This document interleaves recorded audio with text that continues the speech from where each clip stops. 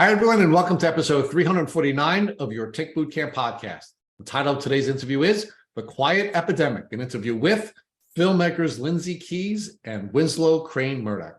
My name is Richard Johannesson, and I was blessed to have this episode co-hosted with Phyllis Bedford. Folks, Lindsay Keys and Winslow Crane-Murdoch are two folks who were treating for Lyme disease at the same treatment facility. And an enlightened medical assistant recommended that they should pursue a purpose as a vehicle for enhancing their healing. And she encouraged these two folks to meet one another and pursue a purpose together as filmmakers. They did that. They worked together, and the product and manifestation of their purpose is the film known as The Quiet Epidemic. And the film will be dropping May 16th on Amazon, iTunes, and Vimeo on demand. Folks, without further ado, we're really excited to introduce to you Lindsay Keys and Winslow Crane-Murdoch. Lindsay and Winslow, welcome to the Tick Bootcamp podcast. We are so excited to have you. We are in love with your film, and people in our community have been talking about your film for a long time. So it's been a long time coming that we've had you on the podcast. And the good news for our folks is that rather than having Matt Sabatello and his horrible New York accent butcher this interview, we have someone who speaks English properly and is one of our favorite people in the world, Phyllis Bedford, who's on co. So Phyllis, say hi to the folks. Hello, hello. It's wonderful to hear I'm one of your favorite people in the world. Well, actually, it's just wonderful to be back with you. Thanks, Rich. Well, thank you. And folks know that you're one of our favorite people because I quote you all the time. So even though you're not always with us, your ears must be ringing because I constantly quote you with so many of the cool observations you've been kind of me. So Phyllis, I know these two young people are like your own children, and I think it would be wonderful if you could start to introduce them to the folks in our community. Yeah. First of all, I just want to tell everyone out there listening, I'm the executive director of LymeLight Foundation, and that's why I was very nicely asked to come on the podcast in the first place. And what we do, just so you know the connection with the filmmakers, we provide treatment grants for children and young adults suffering with Lyme through age 25 who can't afford the care. And thus far, we've given out $8.3 million in grants to 1,200 individuals in 49 states. So that's who we are. But how did I meet you all? Well, that's actually a great story because I was at the Sundance Film Festival about 7 years ago. And a friend contacted me and said, I'd like to have you talk to this gentleman named Winslow. And he is thinking of making a film. So while I was at Sundance, I was thinking we really need a new and just a new take on a Lyme documentary. And I've actually been waiting for one to be made. So when Winslow called me and said, could we chat? I eagerly said yes. And he kind of mapped out what they were thinking. Now, this was 7 years ago. So, I mean, that's a long time. But what Winslow said is that he and Lindsay were going to be in the Bay Area. And I said, come stay with us. And why don't you tell us what your vision is? And we actually, at that time, had even talked about maybe using some LymeLight grant recipients. And again, this was just in the genesis. So they came, laid it out for us.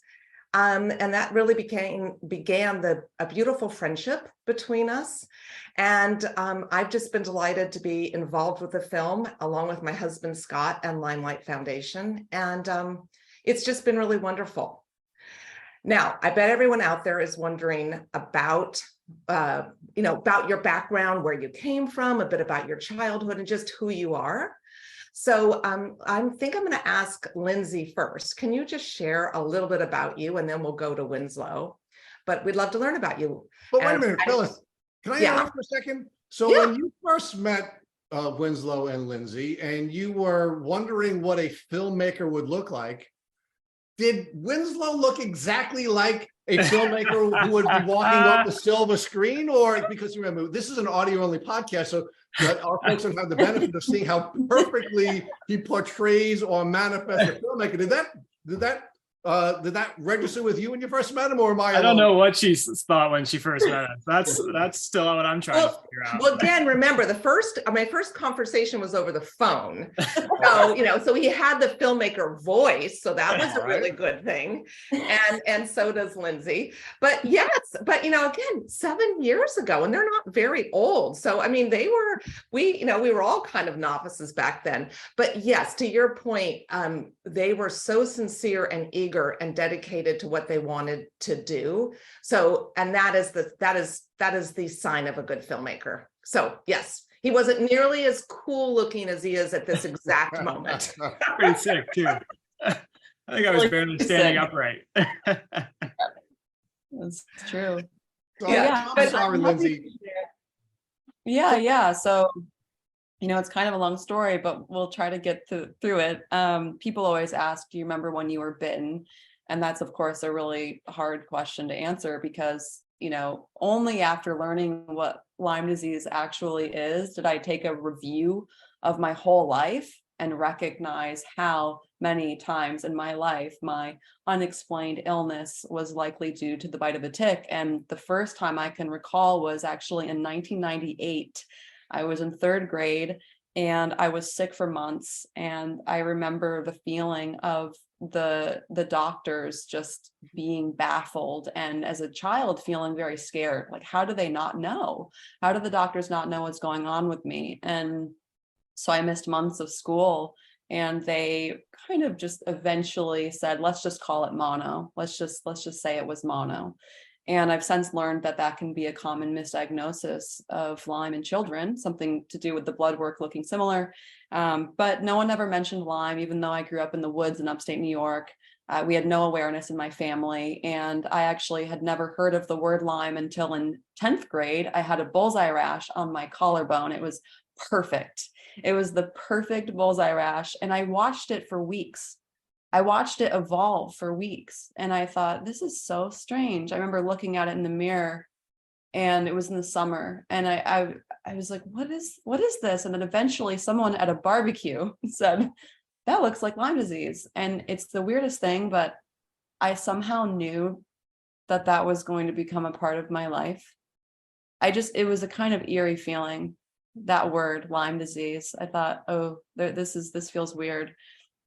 Thankfully, my pediatrician was pretty forward thinking and he knew that the tests were unreliable. So he treated me with Doxy, even with a negative test. And I think he, probably saved my life so that I had a very functional childhood. I was an athlete and a student and I didn't consider myself to be sick, although I did feel aching in my arms and my hands whenever a storm was coming. And it was sort of like this question in the back of my mind, like, might that be related? But I just kind of brushed it off. And it really wasn't until college that I started to become much sicker. And I think that's because I went to college in Connecticut at a college called Wesleyan University. I actually remember taking photographs of my boyfriend at the time in a field in Lyme, Connecticut, and pulling a tick off of him. And I never thought to check myself.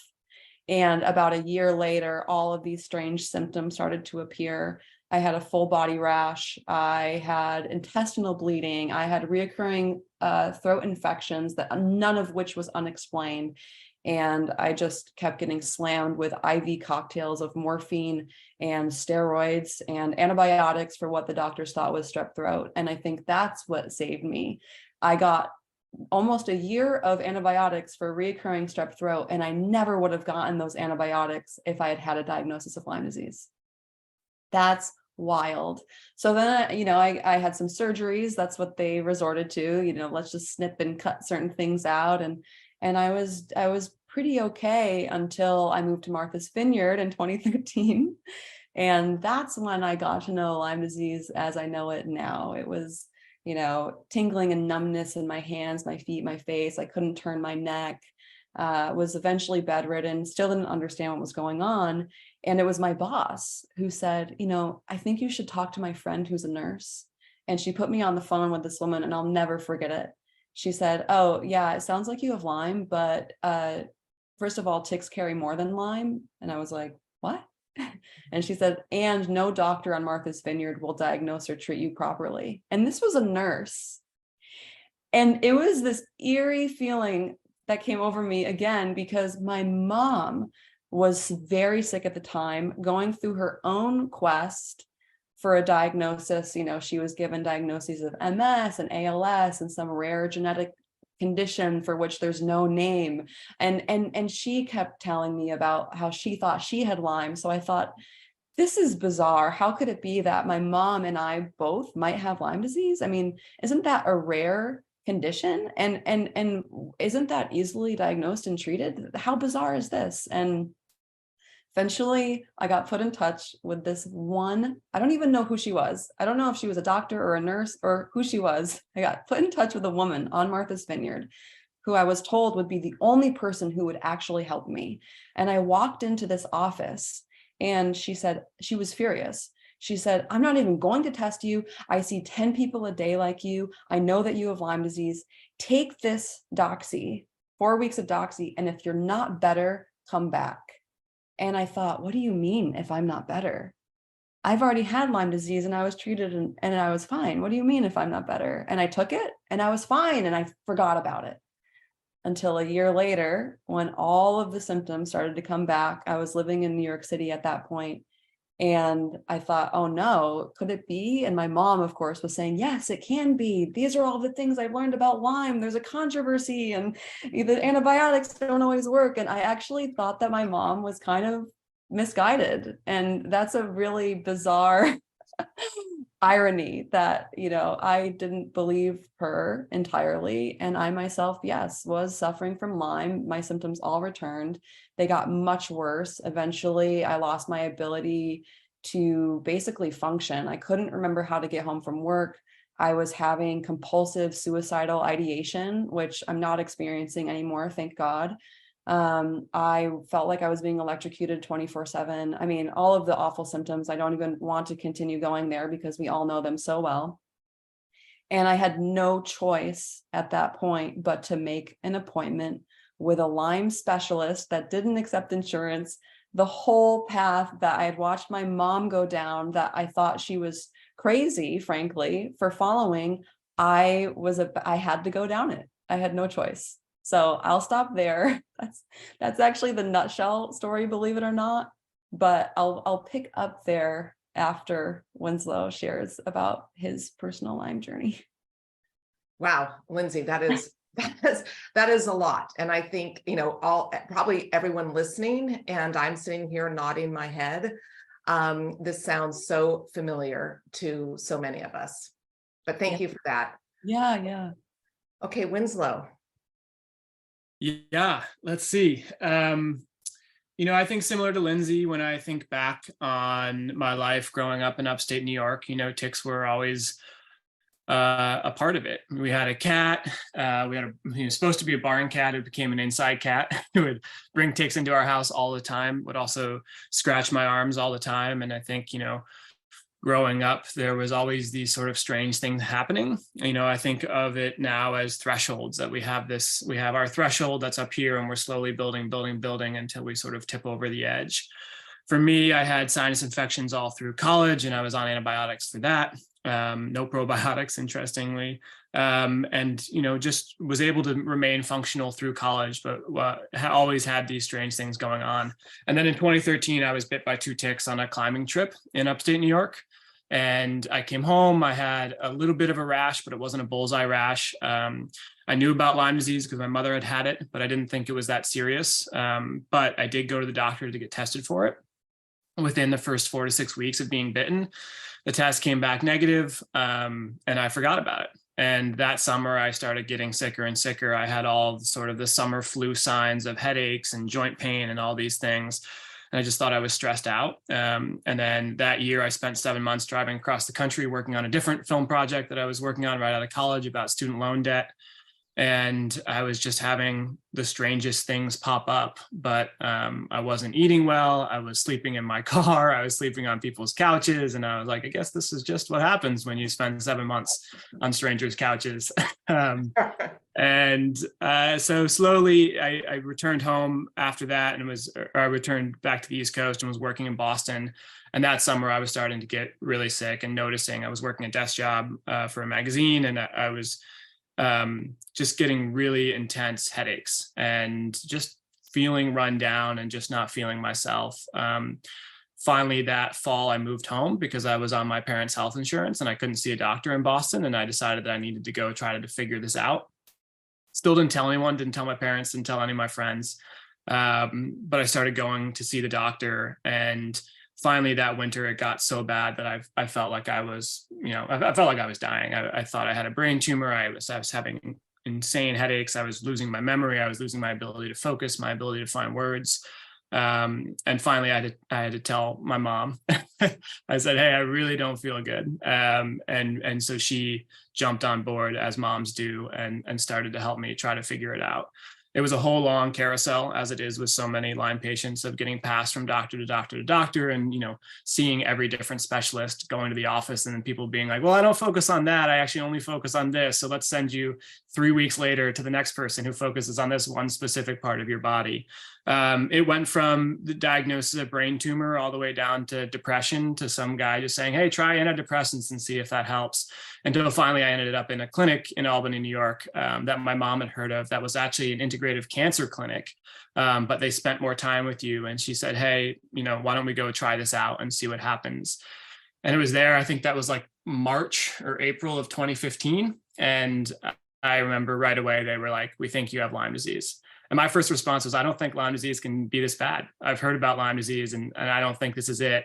And they were like, here's 4 antibiotics that we want you to try to take. Here's an anti-malarial for Babesia. This is what we think you have. And I was like, this is way too much and way too far. I want to wait until the blood work comes back, which took a month.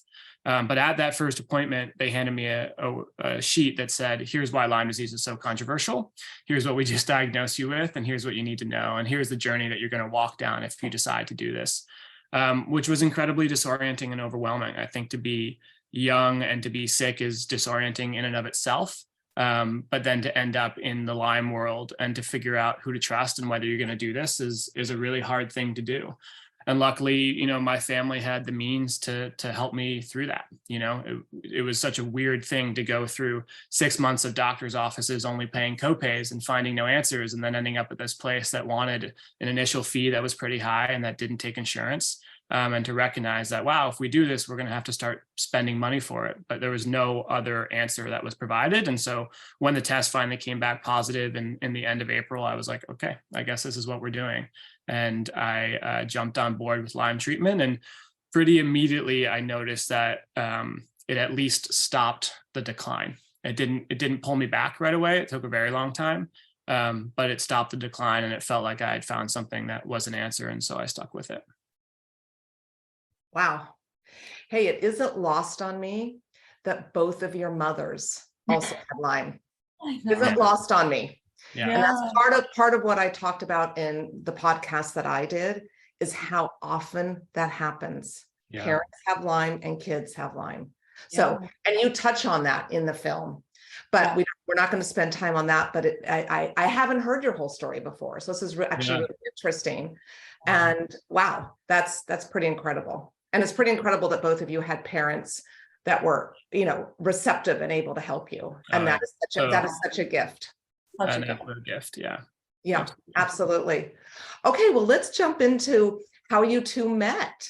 And I know it was at a doctor's office, and I know there's a special significance of a note. So why don't you tell that story? Yeah. So when I made my appointment with the Lyme specialist, I was a mess, and I had no idea if I was going to be able to even provide for myself ever again or work ever again. I couldn't even hold a camera at the time, but I kept thinking that I really wanted to make a Lyme disease documentary. And I'd actually been thinking about it for years, but I couldn't find anyone who would do it with me because all of my peers were young and working on really cool projects, and they didn't want to think about illness or anything, morbid. And I was in the throes of this. And And yeah, but I knew that I couldn't do it by myself. And the other hurdle for me was that at the time, my mom was on the verge of declaring bankruptcy because of her medical expenses for Lyme. And I remember thinking, how am I going to raise funding for a documentary when my own mother is about to declare bankruptcy? That just felt very selfish to me. And it was a block without me even realizing it for a long time, until one day I was sitting with her at home, and she was in tears over her situation. And I just said to her, Mom, like, I feel like I have to choose between helping you and making a movie about Lyme. And she didn't even hesitate for a second. She just said, well, I think she looked surprised, because she's like, what do you mean? Of course you would make the film. She said, the film's going to help more people, Lindsay. You have to go make the film. And we like hugged, which we actually don't do much. So that was significant. And she just said, you have to make this film. And so then the next step was, again, okay, well, now I have my mom's blessing, but who is going to do this with me? This is just madness. Who's going to believe that this is a story worth telling and then go down this journey with me? And so when I wound up at the Lyme doctor's office, the first appointment, the nurse practitioner, Jen, who we're still in touch with, she asked a question that just changed everything. And I think it's a question that I want to ask everyone listening also, and will continue to ask always. Do you have a passion? She said, we find that patients who have a purpose tend to have better outcomes. And she really meant that. Mm-hmm. And I said, well, I'm going to make a film about Lyme, or I want to make a film about Lyme. It was more declarative. It was the first time that I like implied that I was actually going to do it. And she looked really excited, and she said, we have another patient here who's your age, and he's a filmmaker with Lyme. Do you want me to connect the two of you?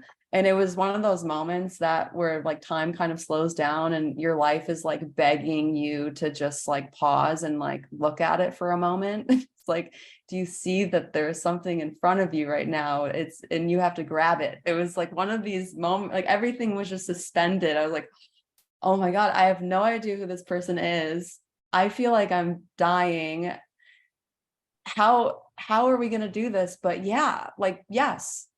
Yeah, please connect us. So I wrote a note, and Winslow still has it.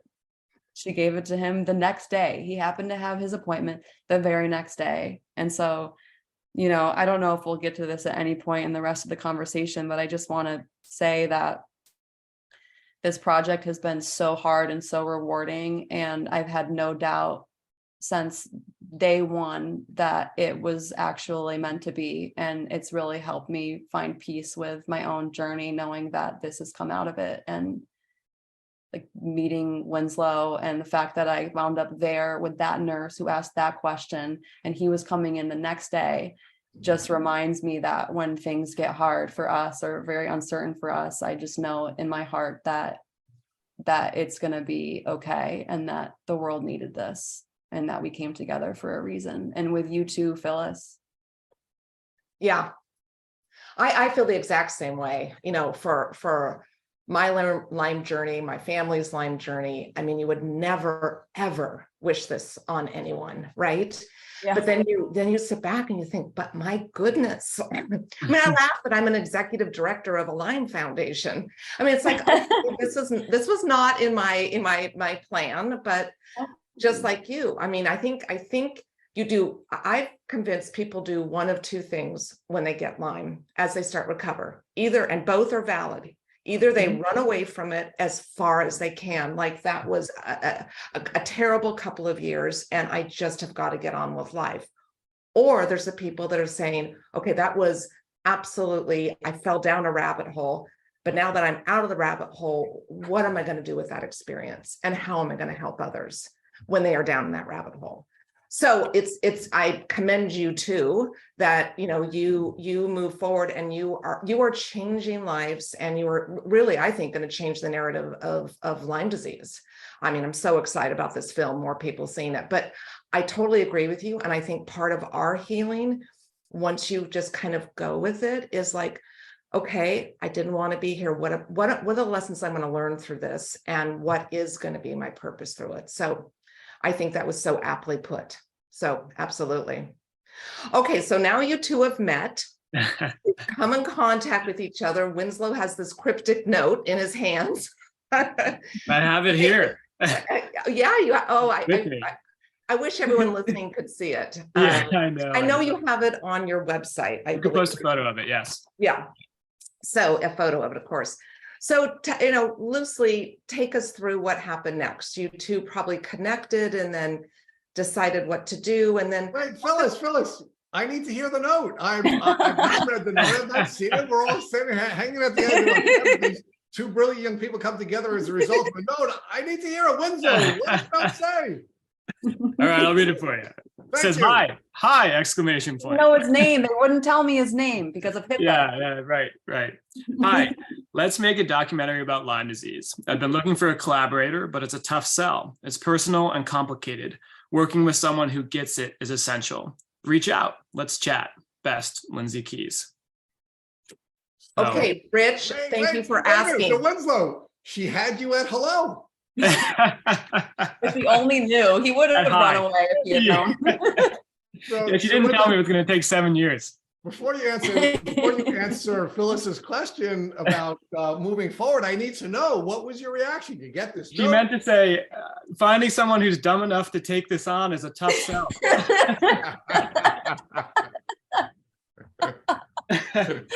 Finding someone who's willing to give up the next 7 years of their life. Yeah. Yeah. Gosh, what was my reaction? I think it was, it was obviously strange. You don't normally walk into a doctor's office and get a note from somebody that says to call them about making a documentary. I think that, but I think to Lindsay's point earlier, there never felt like, I don't remember if going over it in my head being like, am I gonna do this? Or, I just got the note, I went home, I emailed her and I said, give me a call if you want to chat, here's what I do. And then it seems like pretty soon after that, I was asleep on her mom's couch as we were just trying to make our way through this. And all of a sudden we were making a film. Before I knew, in the Bay Area, we met Phyllis and Scott, and they were just these angels who were like, here you go, send you on your journey. And so I think that's why it just all feels like it just happened, and it never felt like a choice. It just felt like the path that we were put on, and we just ran with it and tried to do the best that we could. And and I think that there was sort of always this, we felt like we were just on this thing that was moving, and we were just sort of trying to keep up with it, and I think meeting people like Phyllis and Scott even, who were like, great, we believe in you, go do it. I think Lindsay and I would just have these moments where we were like, what? Us? Really? We kept pitching this idea, but then people would all of a sudden be like, yeah, sure. And we'd be like, okay, I didn't expect that answer. And so, it just was this thing that took off. And yeah, incredibly grateful for it. And it was also incredibly difficult. But I think for us, I think at that point in our Lyme journey, that was Lindsay's first appointment. And that was one of my last at that doctor's office, or sort of towards the end of my journey at that doctor's office. I think at that point, we both knew enough about it to know that there was an opportunity here to create something that could be a tool for other people. So it didn't have to be as confusing as it was for us. And I think that was always the goal, is how do we create something that explains why this is so hard, and how do we do it in a way that is actually accessible, not just for Lyme patients, but for people outside of the Lyme community. I think there's been some amazing media that's come out around Lyme, but it hasn't necessarily broken out of that bubble. And so I think immediately we were like, okay, with the people that we're meeting, Phyllis and Scott and the Bay Area Lyme Foundation and all of the scientists that we're meeting, and even early on, we were Holly Ahern up in the Adirondacks, and Mary Beth Pfeiffer, just so many people that we were coming into contact with, who we were like, these are just really solid, believable individuals who are trying to do this in the right way. And we want to create something that has that type of tone, that takes all the anger that we feel, but distills it in a way that can put it out into the world so people can recognize how messed up this all is, but also approach it, And I think sometimes that is the hard thing with Lyme messaging, is how do you bring people into this mess without scaring them away? And And so that we just sort of had that as our North Star from the beginning. I think we were like, amidst all the confusion of everything we were doing, I think we had that, at least like that little nugget was very clear. And so everything was like, okay, how do we find our way to that point? And we met some amazing people along the way who helped us to do that. But that was the goal, and that's sort of, yeah, that's how it all began. So I'm wondering why the two of you decided that you were going to use other people to tell the story, as opposed to the way most filmmakers are telling their story about themselves. Why did you two decide to stay out of the film and tell the story through other people? Well, I think that, we considered it in the beginning because we had very little funding in the very beginning. We couldn't venture too far from home. We were actually kind of just stuck in the local area being like, what do we start filming?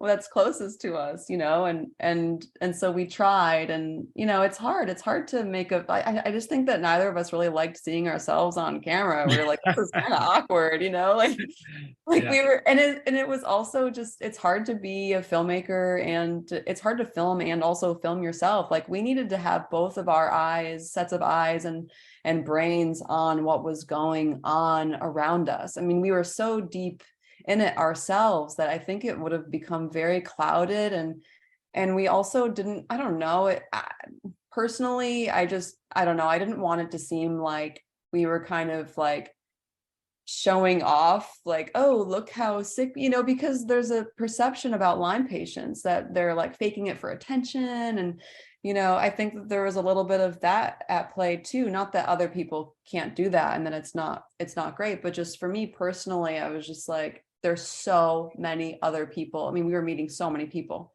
that it just became so obvious that there were far more compelling, credible people.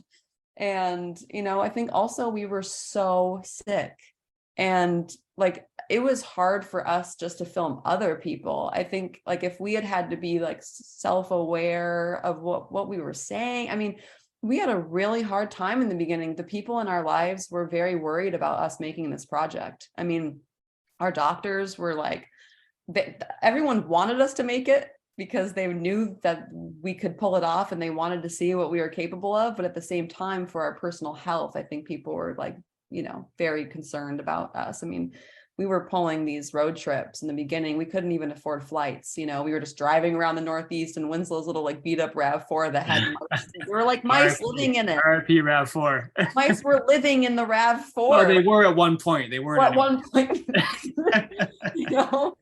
So it was just, it just happened that way. And we ended up meeting such incredible people. Like, I think we can just jump there now. We met Julia Bruzzese, the main subject of our film, at the same doctor's office that Winslow and I met at. And, she had just been on the news as the miracle girl who was blessed by Pope Francis. And, she sort of thrust Lyme into the spotlight when the news cameras came to her and said, why are you in a wheelchair?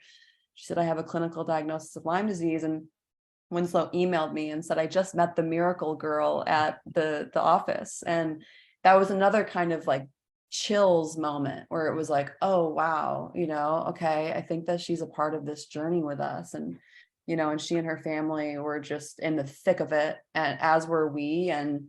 And Julia is just an incredible person. She's an incredible role model for how you can get through this disease. I don't think I've ever seen, we all fall into our moments, but I don't think I've ever seen Julia like really feel sorry for herself. Like, even after all that she's been through, she just has so much grace. And a lot of that is like the strength that her family provides her. A lot of people with Lyme, like Phyllis mentioned before, Winslow and I were so lucky to have family members who believed us. So many folks don't have that. And I think what Julia and her family show in the film is that there's another way. You can believe in your loved ones and you can show up for them. And if you do and you fight for them, then they will have a chance to get through this, and so they were just so compelling. And we met so many other people that we filmed with that actually didn't make it into the final cut of the film, not because they weren't incredible, but just because of the way that the story ends up weaving together. But the other person that we met was who really struck us as someone who struck a lot of people in the Lyme community, and that was Dr. Neil Spector.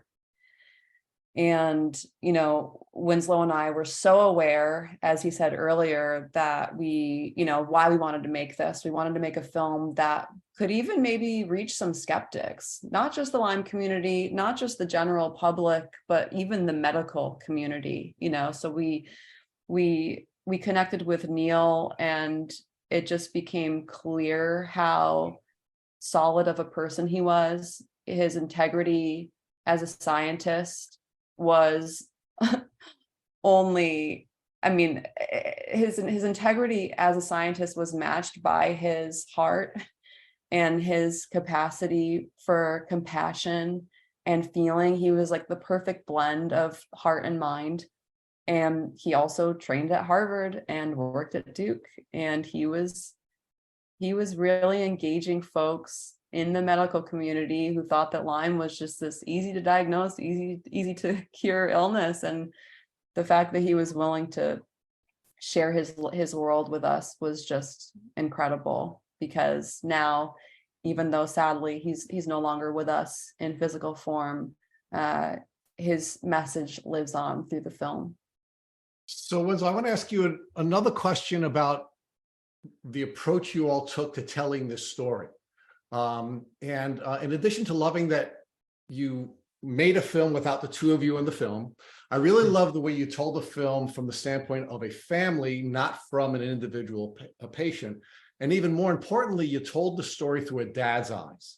And the reason that was significant to me, not only because I'm a dad and I have daughters, but it was significant to me because during the course of doing this podcast, the 350 episodes, we have a lot of moms who are superheroes and who are standing with their children, but we don't really have a lot of dads, at least publicly, standing behind their children. So another reason your film stood out to me, and I fell in love with it almost immediately, is because you were profiling a family and a dad's relationship with his daughter. So Winslow, can you talk to us about how you brought that perspective to this film and why that was a unique approach, at least in the way that the story's been told by other filmmakers? Yeah, for sure. I think we just got lucky. I think that the whole family is incredible. Enrico, of course, is incredible. I think it's worth saying, Josephine doesn't show up a lot in the film, but she's absolutely amazing, Julia's mother, and she's as supportive as Enrico is, but she, had to be off making an income for the family. And so she was the one sort of who took on that burden, while Enrico took on Julia's health. And it made sense because he worked as a respiratory therapist in the hospital before Julia got sick. And so he had a medical background, which was very helpful in her treatment. And then also Josephine made more than he did at that point. And so they made that decision for him to step in. I think that, Enrico is this amazing participant in the film because he sort of embodies both this sort of traditional masculine role of being the father who's upset and is willing to go to war for his daughter, and for his family. But then he's also there holding her and taking care of her and showing her love and hugging her and crying with her and just sharing these really emotional spaces with his daughter. And so I think we really early on just realized that their relationship was so incredible. And I think also there's a decision that was made early on because Julia was so sick. Julia, changed a lot over the course of making this film. And early on, it was a lot harder for her to articulate how she was feeling and to talk to us and to be on camera. There was a lot of shoots that we did with Julia where she was pretty much comatose for most of the shoot. She just wasn't, she was in a chair and she was sick and she was getting IVs and she just wasn't able to participate early on in the way that you might want a documentary subject to be able to. And so Enrico was standing in sort of describing what was happening. And then of course, as Julia gets treatment, that's one of the things that became so amazing in the film is when we first set out, we were like, how great will this be to see Julia walk again, and I don't think it's much of a spoiler because they're in the public eye to say that she's not walking now. But there's this incredible moment in the film where the whole family realizes how much they've grown, despite the fact that Julia is still in a wheelchair, and that they can still live their life despite the fact that this thing has happened to them, and that there are ways to find joy and to find progress, and to still celebrate each other and their community and the people that they love. And so I think, early on, and even with Dr. Spector as well, we sort of decided that we were making a love story more than anything, and on the human side, that's what this story was people whose compassion was so strong that you couldn't question it, and I think when we thought about how do we make something that other people and that skeptics can't really push back against, it's by showing people who are so full of grace and so full of compassion and so full of love that like you can't say a bad word about them, because they are modeling what it means to show up. The other thing that I'll say on that is that we didn't want to just choose people who were just victims. We wanted to choose people who were finding their own ways to fight back. And I think that Julian and Rico are doing that in their own way. Neil was obviously doing that with his research, which was an absolutely incredible example of someone using their experience as a way to help others. But I think that Julian and Rico just in finding joy, just in not being consumed just by the diagnosis, in the fact that they were still living, and the fact that they were still thriving, the fact that they were still laughing and celebrating, to me, that's a form of fighting back. And so we just very early on realized that both them and Neil, and then all of the other people in the film as well, were going to be better subjects than we were.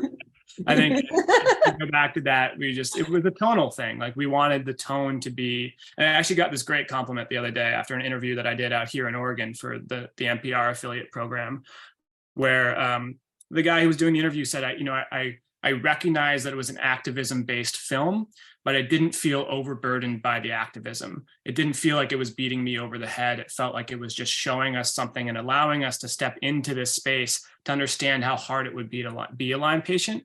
And I think that's an incredible compliment, because that's what we wanted to do, was to create something that was accessible in that way, that didn't feel like you were getting yelled at.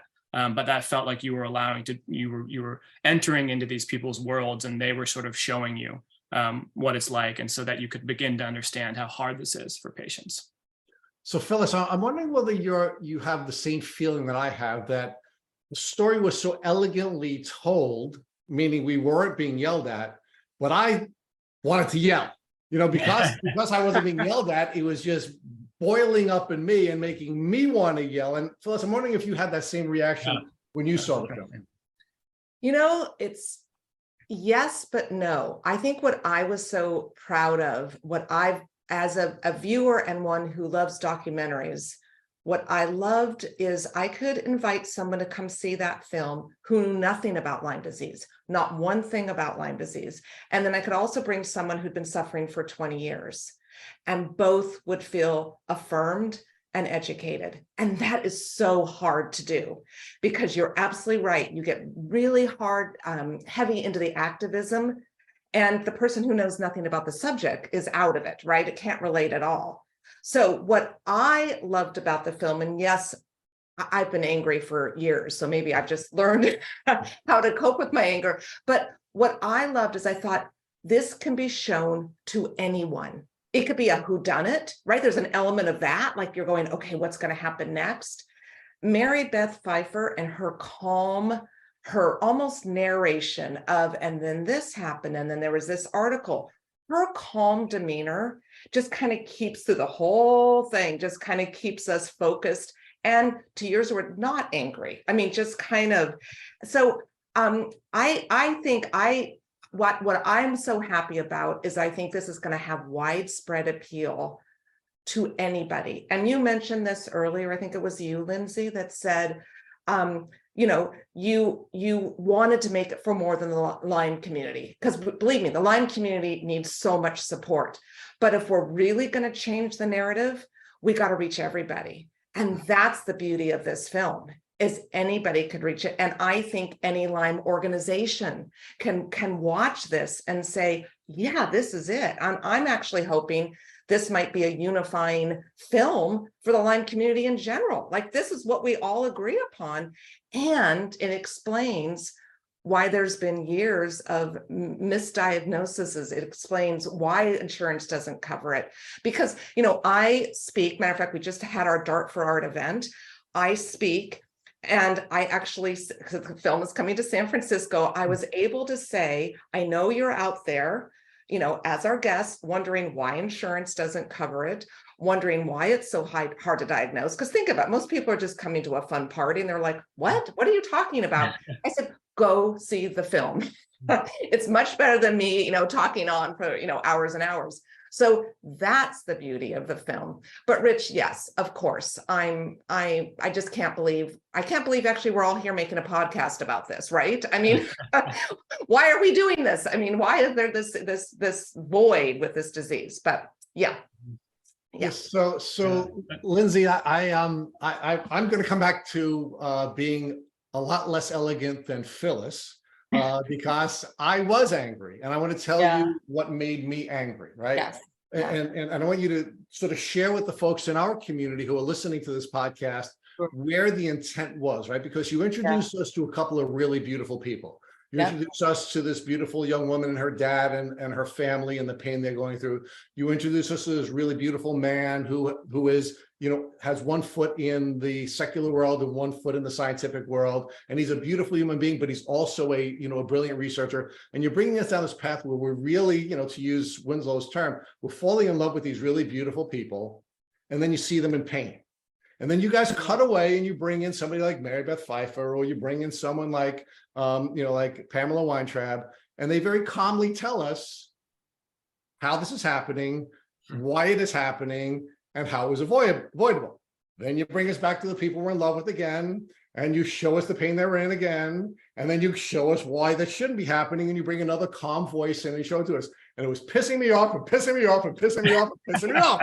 So maybe I'm not as kind as Phyllis, and maybe I'm not as emotionally stable as Phyllis, but holy cow, did you guys really have me furious. So Lindsay, was that intentional, or No, it wasn't emotionally unhealthy? No, we did not make, and I was just going crazy. No, we didn't make the film to make you really pissed off, Rich. But, you know, I think the situation is infuriating. How could anyone watch what's happened and learn about what's happened and not feel angry? I think that anger is a very healthy, normal emotion. I think the question that we were asking when making the film is like, how can we help people channel their anger in a healthy, effective way? You know, I think, like we were saying before, we didn't want to make the film an angry activist film because people have a hard time hearing anger, whether it's your partner or your child or a documentary. Like, anger is just hard to engage with.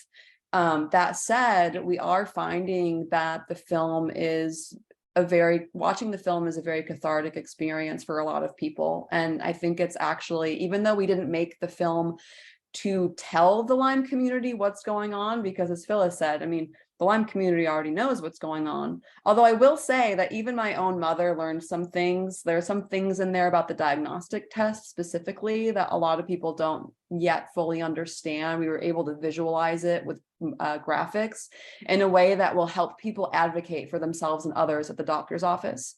So even though the information and the story isn't news to the Lyme community, I think that the film is for the Lyme community in the sense that A, it will help people in their lives understand what they're going through, and that's helpful. And, you know, B, we have many other big goals that we could talk about later, but also C, lastly, it can help people feel all of the feelings that they have about this. There's a lot of grief. There's a lot of anger. There's a lot of sadness. I think that, you know, the beautiful thing about watching a movie is that, you know, whether you're watching it alone or with others, you can have, your own experience. It's a personal experience. You know, people can watch it in the privacy of their homes and they can cry and have their moment with their families. I mean, we've seen people in tears in the lobbies after screenings, family members apologizing to their children. I'm sorry, I didn't understand sooner. You know, people who didn't believe in their loved ones now finally understand. And then, you know, if people are watching it in a more social setting, that's also beautiful and healing too, because you're generally going to be around other people who have been through it as well. And, you know, one of my friends who's a fierce Lyme advocate for almost 15 years now, her husband walked out of the screening at the end and he was sobbing. And I've never seen this man cry before. And I've known them for, going on 10 years now. And he said, you said it all. And I had a conversation with them recently about that. And he actually shared that they feel like they can actually start to move forward with their lives because they feel like there's something out there in the world that is doing the explaining for them. And they don't have to try to convince anyone anymore. And that is just that I was like, we have all these plans for what we want to do with the film, and some of them are already happening, and we'll discuss that later. But even if the film just does that, even if the film just helps people cry for the first time in 10 years, or their loved one finally believes them, or they feel like they don't have to exhaust themselves trying to defend themselves anymore, or explain to everyone around them why their life experience is unique and hard, then I feel like, I'll speak for myself, but I think I can speak for Winslow as well. And that impact alone is that's just huge. And I can be at peace if that's the only impact we make, but we have other plans.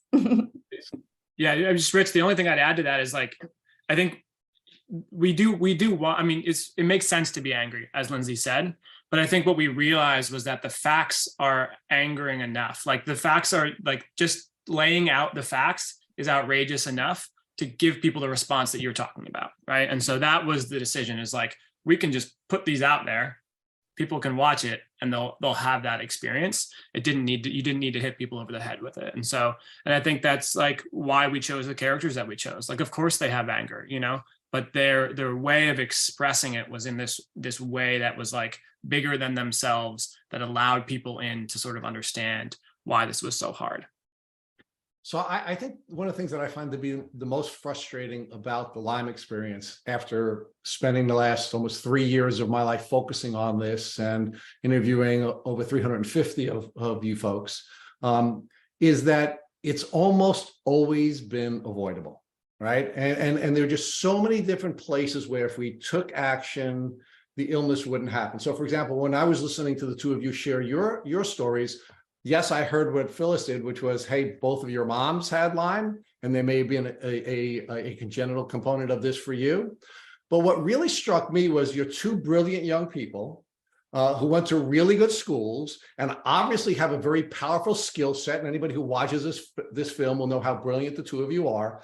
But neither one of you had the capacity to keep yourself safe, despite having the intellectual capacity, even have the educational information that would have allowed you to break the cycle before it ultimately boiled over, to use your term, Winslow, and just some basic information from an educational system that both of you would have absorbed, because you're both really smart. And Lindsay, you're very kind, but you went to one of the top colleges in the country, certainly on the East Coast, right? So it's not like you're a dummy, right? But you didn't have the basic information you needed in order to be able to stay safe, despite you guys being able to do that, right? And it's just, so what kept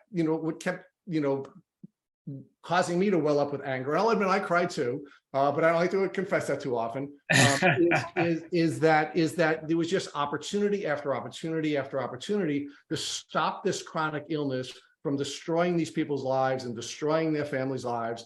But those opportunities were missed, right? And there are just so many systemic changes that we can put in place, and so many systemic protections we can put in place that will stop this from happening, that we're simply not doing it. We'll get into those parts of the story where there are systemic flaws that are actually exacerbating the problem. I don't want to get there yet, but let's talk about those pieces, Lindsay, where you were pointing out how often we could have prevented these illnesses from either happening or from becoming chronic, yet those opportunities were lost. Yeah, I think, there are a lot of diseases that we're being faced with right now, right? COVID obviously being one of them. I think something that the Lyme community has struggled with, and we really hope that the film can help organizations like Phyllis was saying at the Dart for Art event, it's like this film makes the case for why Phyllis needs to be throwing fundraisers to help kids get diagnosed and treated with Lyme disease. The general public doesn't really understand that Lyme disease is not just like any other disease. It's not just like the many other diseases that need more research funding. I mean, every disease needs more research funding, right? I mean, we live in a world where there are new emerging viruses, and the permafrost is melting and releasing virus. I mean, it's just crazy. We're inundated with this messaging, right? So people become a little jaded, and I think they kind of start to, like, their eyes start to glaze over a little bit. But what makes Lyme disease unique is the fact that, like you just said, this has been fumbled. This has been massively fumbled. And that also includes the controversy, and Phyllis and I were talking about, we should get into why we didn't shy away from the controversy. And it's like, you can't tell the Lyme disease story without getting into the controversy. The whole disease is controversial. Things could have happened and they didn't. And it's not because people are not smart. I mean, we have incredibly brilliant people on this planet. We have so many of them. For some reason, those people were not involved in Lyme disease from the beginning, or if they were, they got off track, and so I think it's really important for us to communicate to the world that Lyme disease is unique, in the sense that this didn't have to happen. It doesn't have to keep happening. We should have a test that works. We should have and could have diagnostics and treatments that are effective, and not even just one. We could have all sorts of, it's been almost 50 years since Lyme was discovered. And yet here we are having this conversation. And so in that sense, Winslow and I, we were advised from some people early on to just avoid the controversy. Don't make a film with the controversy in it. And we naively thought, oh, okay, I guess, well, then maybe we'll just make the film about the science. You can't even talk about the science of Lyme disease without talking about the controversy, because the scientific progress has been stifled over and over and over again. I mean, the things that we uncovered that are in the film, we were shocked. We were shocked, not even first and foremost as patients, we were shocked. We were like, this research was being done in the 80s that shows that Lyme disease can do X, Y, and Z, and now we're fighting for those very facts to be recognized by the people who were conducting this research. Like, this was a mind-boggling process for us to go through as patients. I mean, it was very it's very intriguing as a filmmaker doing an investigation, but it had very real implications for our lives. Like, I'm afraid to have children because I'm afraid of passing Lyme to my children. Like, this is serious stuff. Like, I've had friends who have lost children because they had Lyme disease and they didn't even know that they had Lyme disease. It's like, this is really, really, really serious stuff. And I know that we know that, and the community knows that, but to try to communicate that to the masses, that yes, it is this awful, and it is so unjust, and it didn't have to happen this way. Okay, I'm going to bring us back to the film, because I know there's some questions and we want to get on to your impact campaign, and we could talk about all this forever. But remind me, how many hours, Winslow, how many hours did you shoot?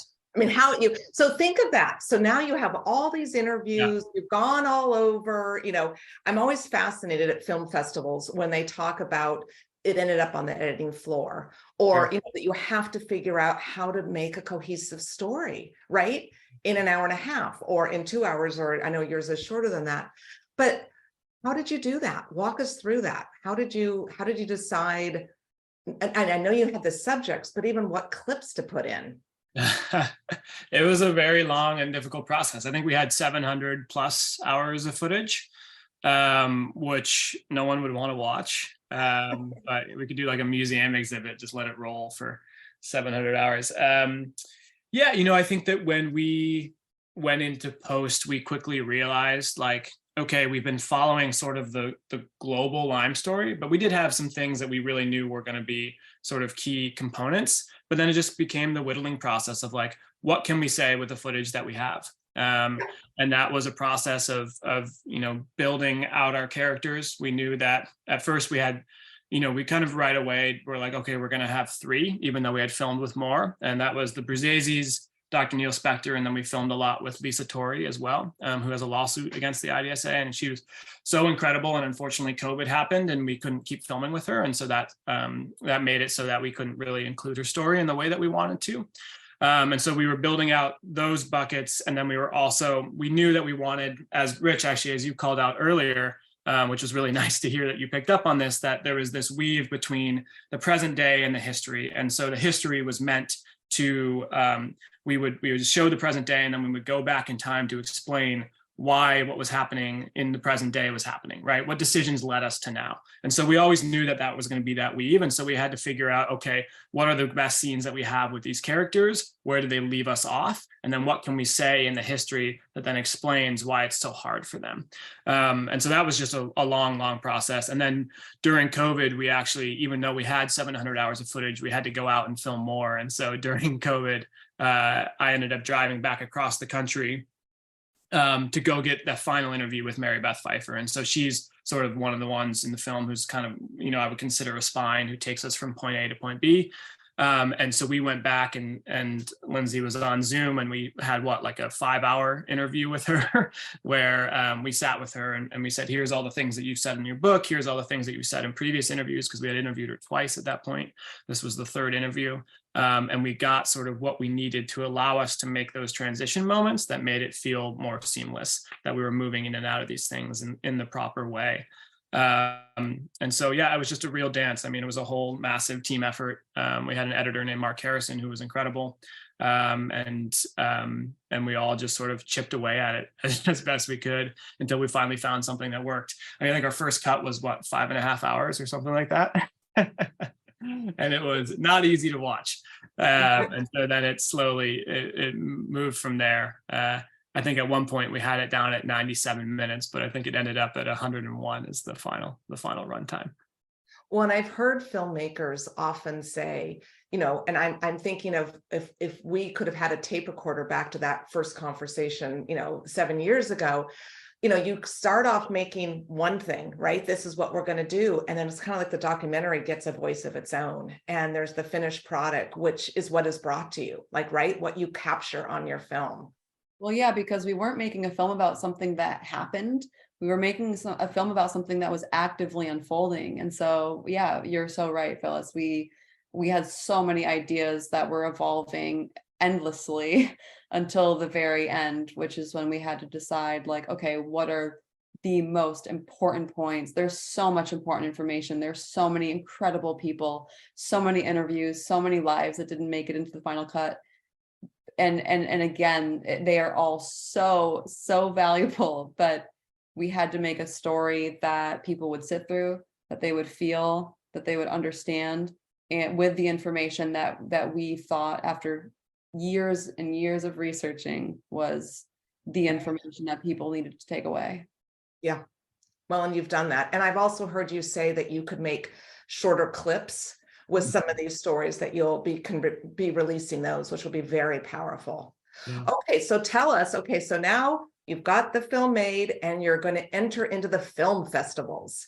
Talk to us about that. I mean, how was that? So you got it down to where you like it and where you're going to show it.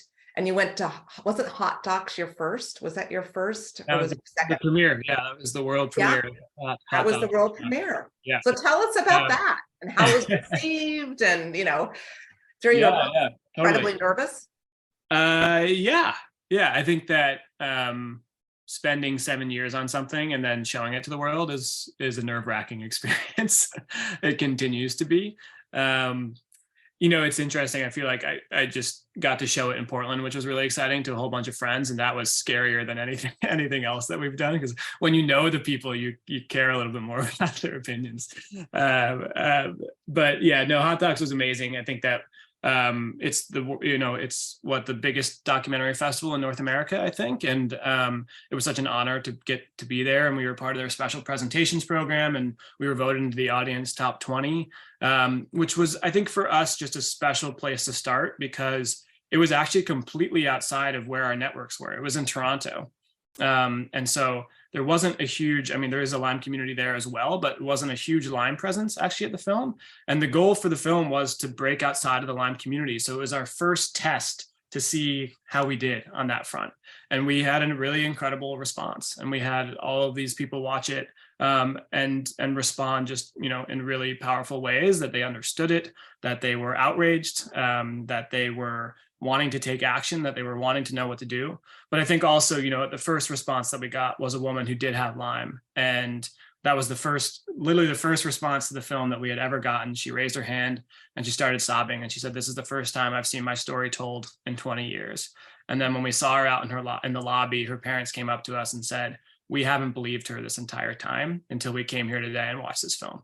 And that was response number one to the film. And so I think that was just so special. And since then, yeah, we've been in 20 plus festivals. I think that, you know, it was a long time coming, and credit to you, Phyllis and Scott, for understanding that films take a while. I think that you guys both had a film background because you go to Sundance and you believe in documentaries, and it was just so special to have your support in that. And I think that even though it took so long, that's one of the things that I'm most proud of with the film, is that we actually spent the time to get to know these people and to enter into their lives. And you see Julia grow up over the course of the film, and you get to watch Neil spend 3 years trying to revolutionize the science that he did. And if we didn't spend the time, the film would not be nearly as powerful. That's the thing that I always say, is because we've had, you know, other films have been made, and there's always this question of how does your film feel different? And that's what I say, is you can't buy time, you know, and we really did spend the time. And that's the thing that I'm most proud of. And I'm so grateful to folks like yourself who allowed us to spend that time and who understood that that time was what was going to make this film special. And so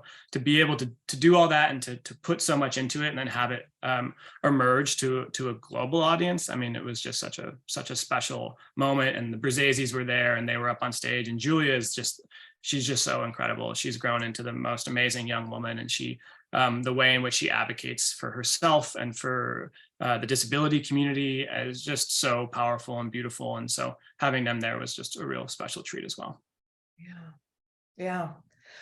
And okay, so now we're in 2023. So what now? So the film is made. There's some screenings. Matter of fact, there's one in San Francisco this coming weekend. But take us through your next steps. Because I always say this is step 2. Like it is. And it's the most, you know, well, it's hard to say it's the most important step. Every step is so important, but now it's like, this is our moment to launch this out into the world. And it's really on, you know, our little team and the people listening to this podcast, the Lyme community, whether or not this story is heard. You know, we all have our little cell phones that are so powerful. So at this point, we keep saying it, and it's true that, you know, the Quiet Epidemic is not just a movie, it's a movement. We never made this film to just, like, you know, make people angry or sad, or it's like we wanted to make a film that would bring up these emotions and then help people channel them and guide them into making real, tangible changes. At the local level, you know, people are signing up to host community screenings. So this is what we're doing now. We have an impact producer named Kate Halabozic who is working so hard every day. We have 100 plus screening requests right now from 12 countries and counting. People are bringing the film to their children's school auditoriums. They're bringing the film to public libraries. They're bringing the film to universities and like we said earlier, even medical schools.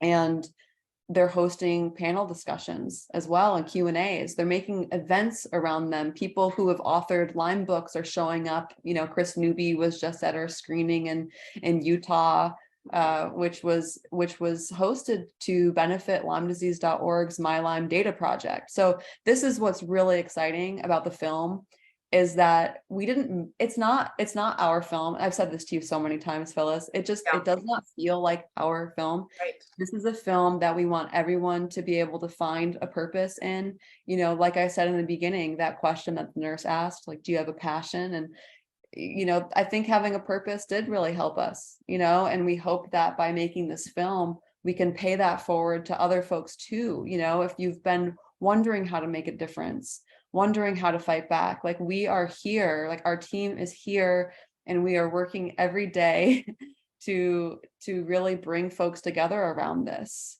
And so whether you have the bandwidth to host your own screening, people can do that, or they can, you know, nominate someone, reach out to a local Lyme organization, or even just a local school. I mean, we have non-Lyme affiliated organizations who are hosting, because people that they love and trust are telling them, hey, this is a really important, credible story that you and your community should know about, even if it's just for their own children. You know, it's like people or their pets. People need to know this. So the community screening tour is something that we're really excited about. We're putting a lot behind that. Winslow and I are going to be traveling around the country in May because it's Lyme Awareness Month. People are hosting screenings for their legislators as well. You know, there's so many ideas that people are coming up with. I had a call yesterday with a friend who thought that it would be great to bring the film to a local rehab center where a lot of people are in recovery from drug and alcohol addiction because of Lyme disease. You know, it's like, wow, I love hearing these ideas from the community. I mean, people are always reaching out with brilliant ideas, and so that's one of the Lindsay, so let me interrupt you. So someone's listening now and is saying, I want to do that. So so can anyone host a community screening? Anyone can host a screening. Anyone can host a screening. Do you shoot the film to them? I mean, literally, how does that work? So you go to our website, you go to Take Action, and there's a host a screening section where you put your information.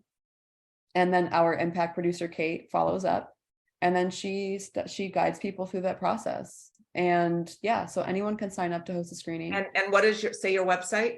It's thequietepidemic.com. And we also have, you know, we have our social media. So that's another part of this. Really, we just need to bring everyone together. We have Instagram, it's The Quiet Epidemic. We have Facebook, which we just got. Facebook would not let us title our page The Quiet Epidemic for a year. The first year of our launch, we couldn't even title our Facebook page The Quiet Epidemic until a couple weeks ago. So this is a big moment. We really have to play catch up. So if everyone listening would go to our Facebook page and like and follow us, that would be hugely helpful, because and our social media also demonstrates the scale of the problem. And here we are going around the world being like, this is an epidemic. And we currently have, I think, like 4,000 followers on Instagram. So we really need the Lyme community to show up to help us reflect. We know how big this is. You know, there's really matter. An action item for anyone listening. Anyone. And it's free. And it's you're immediate. Exhausted, you're in bed, but you have your phone nearby or your computer nearby. Yeah. If that's the only thing you can do that, because then you'll feel plugged into our team. You'll feel like you're not alone. You'll recognize that you're a part of a really incredible community of people who have walked through the fire or still walking through the fire and who are trying to do something about it. So that's a place to start. And then people can also sign up for our newsletter at thequietepidemic.com as well. Another action item on our website on the Take Action page is to send a pre-written letter to Congress. So we have a pre-written letter that basically, you know, is getting at what you were mentioning earlier, Rich. It's like, we need congressional federal oversight of our research dollars to know that they're actually benefiting patients. We need benchmarks. We need to know, is this funding being used appropriately? Is it being mishandled? Where is the funding going? You know, we need folks to recognize, we need our legislators to recognize that this is a public health crisis. It has been, and it's going to continue to be unless we take action immediately. And we need them. We need watchdogs. You know, unfortunately, our federal health agencies have not handled this properly, as we all know. I hope that they can turn it around. I know that they have smart people working there, but it might help if we had someone, or a few people in the government saying, hey, what's going on? Where's the funding going? Why don't we have a test? When are we going to have a test? Why isn't insurance covering these things? How do we fix this? So we need reinforcements from outside the Lyme community. We all know that the burden of solving this cannot fall squarely on us. And it has been for far too long. And we've done incredible things. We've done such incredible things. It's amazing to see what the community has done despite being so, burdened with illness. And, it's just, that's not to say that the Lyme community is not amazing, but it shouldn't be on us, because it's not just about us. It's about the people who are not yet sick. It's about the people who haven't been bitten yet, or who haven't been, gotten Lyme in utero. We know that we are fighting for people who don't even know that Lyme disease exists. Yeah. And so we need the government to step up, and you can send a letter with one click. So Phyllis, I want to wind down. These young folks have been very kind to spend 2 hours of their evening with the two of us, and I want to join in the call to action that Phyllis, you just began, and Lindsay so eloquently argued. But I want to sort of tie it back to how we started this podcast. And how we started this podcast is an enlightened nurse or healthcare professional approached Lindsay and Winslow and said, hey, we see patterns of success. We know that this is a physiological disease. We know that this is an emotional disease, but this is also a spiritual disease, right? And the people who have the best outcomes are the people who recognize that the spiritual element of this disease is one where you have to find purpose. You may feel miserable, you have no energy, but what will be helpful to you, not just to the world, but will be helpful to you is when you're serving your purpose, which is to help other people, because we are beings who have been made to serve. And even when you're at your sickest, if you take the time to serve and find a way to serve, it will benefit you, and you will be improving on your health journey if you help. And one of the wonderful ways of doing that is to join the folks who have begun to develop this movement. The folks who are giving you an opportunity to share this beautiful story with the world so that it can make the changes that need to be made. And I'm going to ask all 15,000 of our Instagram followers to please move over to the Quiet Epidemic Instagram page.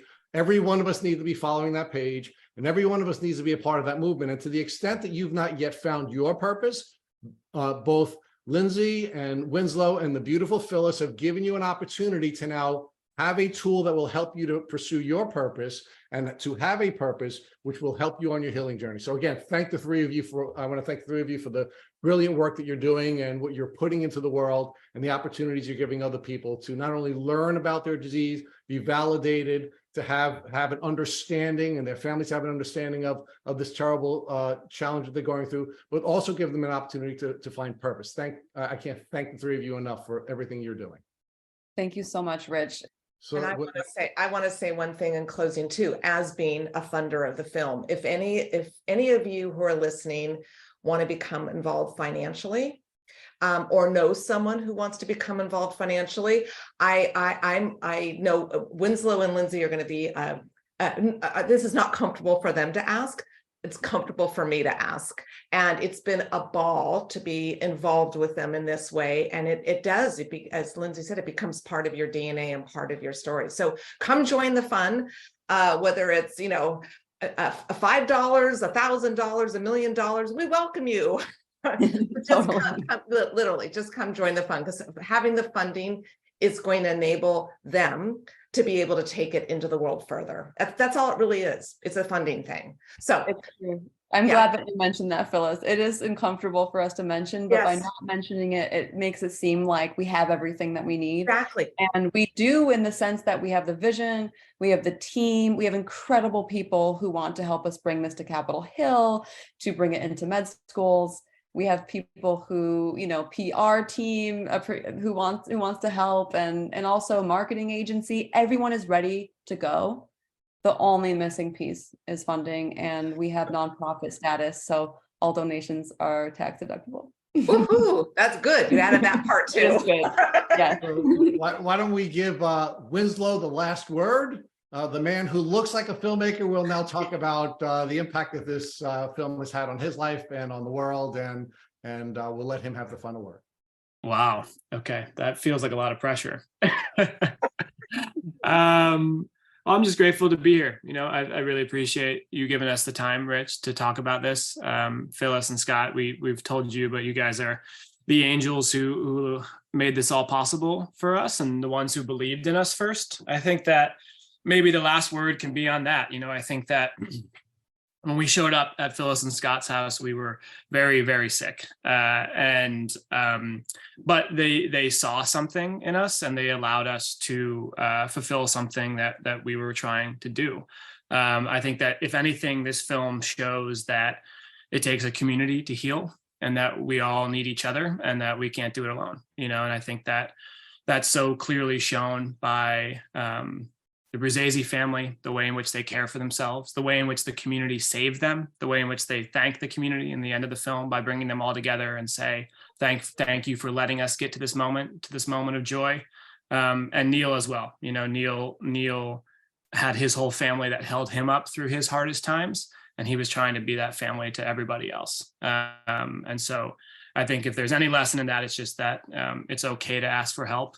And that you'll be surprised at who reaches out and is willing to help and hold those people close, because we all need that support. And it's hard enough as it is when you're trying to do it all your own. So thank you for having us. And I hope that the film can get out there and to be the tool that we want it to be, and to your point, I think that so much of this is so avoidable, right? And so if we can get this to people early, then maybe they won't be the ones to go on to be chronically ill.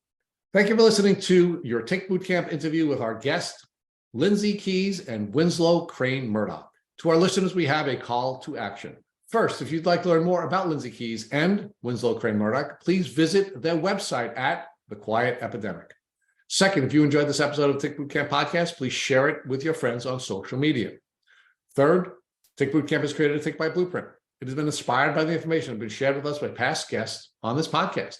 We urge you to visit our website at tickbootcamp.com/bite to view your blueprint. Fourth, don't forget to subscribe to this podcast on Apple Podcasts, Google Podcasts, or Spotify to get your automatic episode updates of our Tick Bootcamp podcast.